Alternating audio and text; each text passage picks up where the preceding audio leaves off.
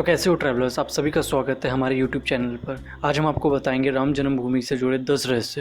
इन रहस्यों को जानने के लिए बने रहे हमारे साथ। तो आपका ज़्यादा वक्त ना लेते हुए शुरू करते हैं आज का ये वीडियो। दोस्तों, आज भारत ही नहीं पूरे विश्व में एक नगर का नाम सबसे ज़्यादा चर्चा में है। शायद ही भारत का कोई व्यक्ति होगा जिसने इस नगर का नाम नहीं सुना होगा। मैं बात कर रहा हूँ अयोध्या की। जी हाँ, वही अयोध्या जहाँ पर भगवान श्री राम का जन्म हुआ था।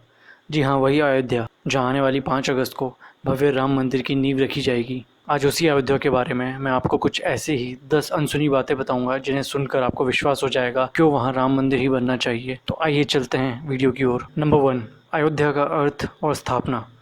दोस्तों, अयोध्या भारत का प्रमुख धार्मिक स्थान है। अयोध्या का नाम मथुरा, माया, काशी, कांची, अवंतिका, द्वारका में सबसे पहले स्थान पर आता है। सबसे पहले हम बात करते हैं कि अयोध्या नाम का मतलब क्या होता है। अयोध्या के नाम का मतलब होता है जहाँ पर कोई युद्ध नहीं लड़ा गया हो। अयोध्या हमेशा से ही एक शांत और वैभवशाली नगरी रही है। अयोध्या का एक नाम अवध भी है, जिसका मतलब होता है जहाँ पर कोई वध यानी किसी की हत्या नहीं होती हो। ये तो बात थी अयोध्या के नाम की। अब बात करते हैं अयोध्या की स्थापना किसने की। क्यों सदियों से अयोध्या एक चर्चा का विषय बना हुआ है। पौराणिक कथाओं के अनुसार माना जाता है ब्रह्मा जी से मनु ने अपने लिए एक नगर बसाने के लिए कहा, तो ब्रह्मा जी उन्हें विष्णु जी के पास लेकर गए और विष्णु जी ने उन्हें 7 धाम में एक स्थान बताया। उस पर विश्वकर्मा जी ने अयोध्या नगर को बसाया था। स्कंद पुराण के अनुसार अयोध्या नगरी भगवान विष्णु के चक्र पर बसी हुई है। सरयू नदी के किनारे बसी अयोध्या के बारे में रामायण में लिखा है कि इसकी स्थापना मनु महाराज ने की थी। राम जी मनु महाराज के ही वंशज हैं। दोस्तों, अयोध्या पर महाभारत काल तक इसी वंश का शासन रहा था। नंबर 2, अयोध्या के शासक। दोस्तों, भगवान श्री राम के बाद लव ने नगर को बसाया था, जिसका उल्लेख अगले 800 वर्षों तक मिलता है। ऐसा भी माना जाता है कि श्री राम के पुत्र कुश ने अयोध्या का पुनर्निर्माण करवाया था। अयोध्या पर भगवान श्री राम के बाद 44 पीढ़ियों तक सूर्यवंशी राजाओं का शासन रहा था। दोस्तों, महाभारत के युद्ध के समय तक अयोध्या में इक्ष्वाकु वंश के प्रतापी राजाओं का ही शासन रहा था। इसी वंश के राजा वृहदत्त ने महाभारत के युद्ध में भी हिस्सा लिया था। लेकिन दोस्तों, महाभारत के उस विनाशकारी युद्ध के बाद अयोध्या उजड़ गई थी, लेकिन तब तक भी राम जन्मभूमि का अस्तित्व था, जो 14वीं शताब्दी तक सुरक्षित रहा। दोस्तों, अयोध्या मौर्य गुप्त साम्राज्य का भी हिस्सा रही थी। नंबर 3, राम मंदिर का विध्वंस। दोस्तों, अभी तक राम मंदिर का अस्तित्व सुरक्षित था, लेकिन मुगल काल में मंदिर के अस्तित्व को खत्म कर दिया गया। मंदिर को तोड़कर मस्जिद बना दी गई।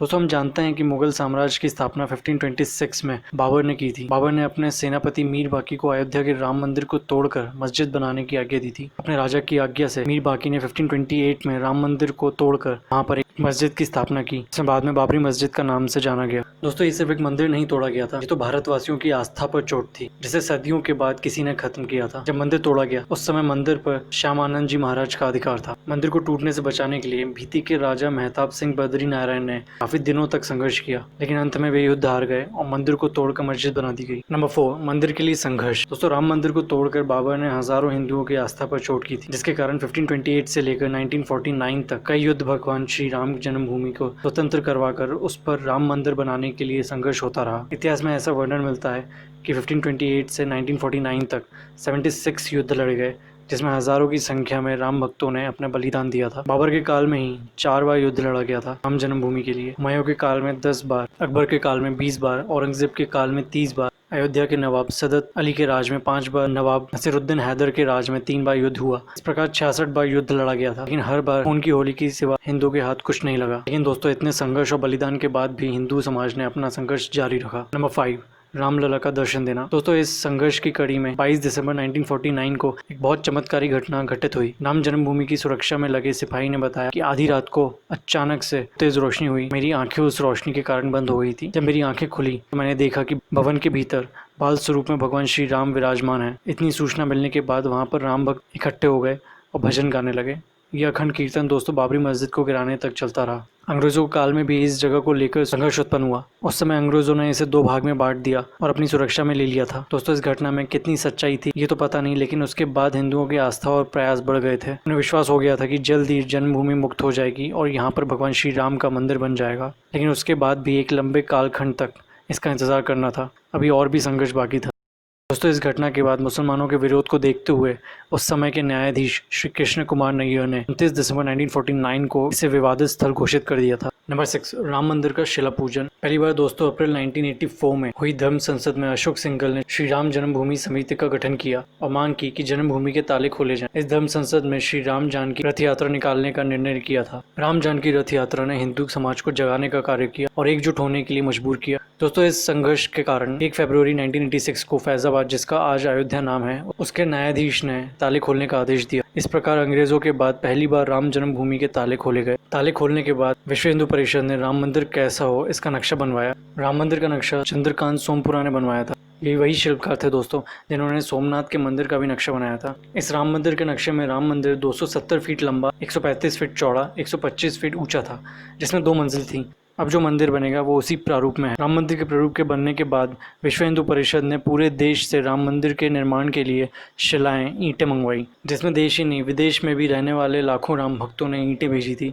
इसकी शुरुआत 1999 में कुंभ में हुई तीसरी धम्म संसद में किया गया था, जिसमें लगभग 2,65,000 गाँव में रामशिलाओं का पूजन करके अयोध्या भेजा गया था। इस मंदिर निर्माण के लिए विश्व हिंदू परिषद ने अपनी स्थापना के बाद काफ़ी आंदोलन चलाए और आज भी राम मंदिर निर्माण में मुख्य भूमिका निभा रहे हैं। विश्व हिंदू परिषद RSS की ही एक शाखा है। नंबर 7, प्रथम कार सेवा।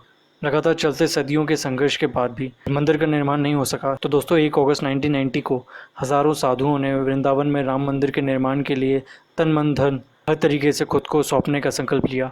इसके बाद पूरे देश भर में कार सेवा के लिए स्मृतियाँ बनाई जाने लगीं, जिसमें युवा, बुजुर्ग, हर किसी को शामिल किया जाने लगा। सबको एक ही संकल्प दिलाया जाता कि तुम्हें अपने आप को राम मंदिर के लिए सौंपना है। उस समय ये नारे काफ़ी प्रसिद्ध रहे थे। बच्चा बच्चा राम का, जन्मभूमि के काम का, राम लला हम आएंगे, मंदिर वहीं बनाएंगे, जैसे नारों की चारों तरफ गूंज सुनाई देती थी। 15 अगस्त को सरकार को चेतावनी देने के लिए चेतावनी दिवस मनाया गया। 30 अक्टूबर 1990 को पहली बार सेवा शुरू हुई। इस कार सेवा समिति के अध्यक्ष विश्व हिंदू परिषद के अशोक सिंघल को बनाया गया। दोस्तों तब उत्तर प्रदेश में मुलायम सिंह यादव मुख्यमंत्री थे। उन्होंने कहा था, परिंदा भी पर नहीं मार सकता अयोध्या में, कार सेवा तो बहुत दूर की बात है। उस समय अयोध्या की तरफ जाने वाले सभी रास्तों को बंद कर दिया गया था। रेलगाड़ियाँ बंद कर दी गई थीं ताकि कोई राम भक्त अयोध्या नहीं पहुंच पाए। उस समय अयोध्या में दोस्तों 1,80,000 जवानों को तैनात किया गया था। अनेक जगहों पर कंक्रीट की दीवारें खड़ी कर दी गई। बहुत सी जगहों पर लोहे के सरियों में करंट वाली तार लगा दी गई थी ताकि अयोध्या में परिंदा भी पर न मार सके। दोस्तों सरकार की इन सभी तैयारियों को देखने के बाद पूरी दुनिया के राम भक्तों को विश्वास हो गया था कि कार सेवा नहीं हो सकती, लेकिन सरकार के सभी इंतजाम रखे रह गए और लाखों की संख्या में कार सेवक अयोध्या में विवादित स्थल तक पहुंच गए। सरकार ने गोली चलाने के आदेश दिए, जिसमें कई कार सेवक बलिदान हो गए। कार सेवकों के बलिदान की इस कड़ी में राम कुमार और शरद कोठारी, जिन्हें कोठारी बंधु कहा जाता है, ने मस्जिद के ऊपर भगवा झंडा फहरा दिया था, जिसमें दोनों कोठारी बंधु को गोली लगने के कारण मारे गए। उन बलिदान कार सेवकों के अस्थि कलश को पूरे देश भर में अनेकों जगह पर भेजा गया। नंबर 8, दूसरी कार सेवा। दोस्तों पहली कार सेवा होने के बाद 5वीं धम्म संसद में राम मंदिर निर्माण के लिए 9 दिसंबर 1992 को दोबारा कार सेवा करने की घोषणा की गई। दोस्तों पिछली बार की घटना को देखते हुए इस बार सरकार और न्यायालय ने कार सेवा की अनुमति दे दी, जिसमें प्रत्येक कार सेवक को पहचान पत्र दिए गए थे। इस बार भी लाखों की संख्या में कार सेवा करने पहुंचे थे और इस बार वो हुआ जो पहले नहीं हुआ। अनियंत्रित कार सेवकों ने बाबरी मस्जिद को गिरा दिया। मस्जिद का नामो निशान खत्म कर दिया गया था। आज इतिहास फिर वहीं लौट आया था जब मीर बाकी ने मंदिर को तोड़ा था। इस घटना के कारण उत्तर प्रदेश के उस समय के मुख्यमंत्री कल्याण सिंह को अपनी कुर्सी गंवानी पड़ी थी। नंबर 9, अस्थाई मंदिर का निर्माण। दोस्तों इस घटना के बाद पूरे अयोध्या में कर्फ्यू लगा दिया गया था। चारों तरफ दहशत का माहौल बना था।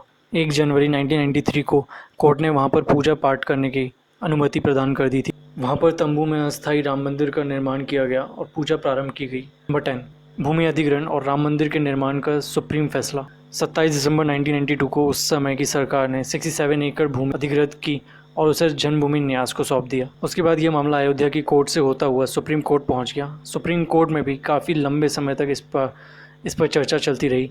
आखिर में फैसला राम मंदिर के पक्ष में ही आया। दोस्तों कोर्ट ने भी माना कि यहाँ पर पहले राम मंदिर था, जिसे बाद में तोड़ दिया गया था। कोर्ट ने मुस्लिम पक्ष को भी मस्जिद बनाने के लिए अयोध्या में ही कहीं भी 5 एकड़ ज़मीन देने का सरकार को आदेश दिया था। दोस्तों इतने संघर्ष के बाद, हज़ारों बलिदान के बाद आने वाली 5 अगस्त 2020 को देश के प्रधानमंत्री नरेंद्र मोदी राम मंदिर की नींव खुद के हाथों रखने वाले हैं, जिन्होंने कभी खुद इस आंदोलन में एक कार्यकर्ता के रूप में काम किया था। आप सब कमेंट में जय श्री राम ज़रूर लिखें। कमेंट करके ज़रूर बताएं कि आपको ये वीडियो कैसा लगा।